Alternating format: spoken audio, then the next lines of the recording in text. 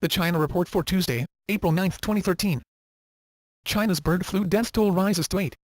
China state media confirmed that a man from Jiangsu province in the eastern part of the country died on Tuesday from the H7N9 virus, bringing the total number of fatalities to 8. Jiangsu province is one of 4 geographic areas in eastern China that are believed to be the epicenter of the flu outbreak. In addition to Shanghai, cases have been reported in Anhui and Zhejiang provinces. To combat the outbreak, researchers at the Centers for Disease Control and Prevention in Atlanta have begun work on a vaccine. Additionally, an association of pigeon enthusiasts plans to vaccinate up to 90,000 of the birds in China to help ward off the spread of the latest avian flu. Escaped activist's family faces threats in China.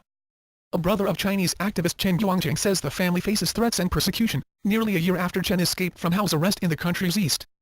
Chen's escape last April set off a diplomatic tussle between Beijing and Washington before the self-taught rights lawyer eventually was allowed to move to the United States. U.S. officials have said Beijing gave assurances that Chen's relatives would be treated in accordance with Chinese law. Chen's eldest brother Chen Guangfu said Wednesday that his son has been threatened with life imprisonment if he appeals a 3-year sentence for assault. U.S. to China, toughen stance against hacking. Hacking that originates inside China is undermining its relationship with the United States and harms Beijing's long-term interests, a U.S. diplomat said Tuesday, in the latest high-level public expression of concern over a problem that has prompted threats of commercial retaliation from Washington. The U.S. believes cyber intrusions originating from China that result in the theft of sensitive information have reached very high levels, adding to existing problems with a lack of protection for intellectual property rights, said Robert Hormats, the U.S. Undersecretary of State for Economic Growth.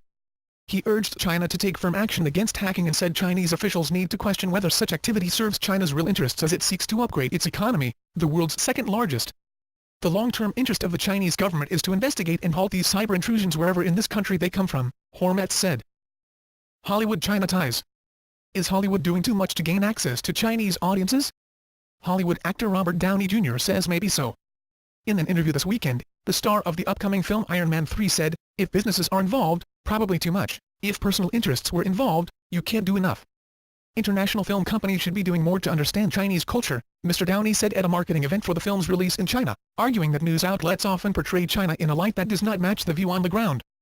Mr. Downey's comments come as film companies look for winning recipes to get their films into the lucrative Chinese market while still maintaining Western appeal.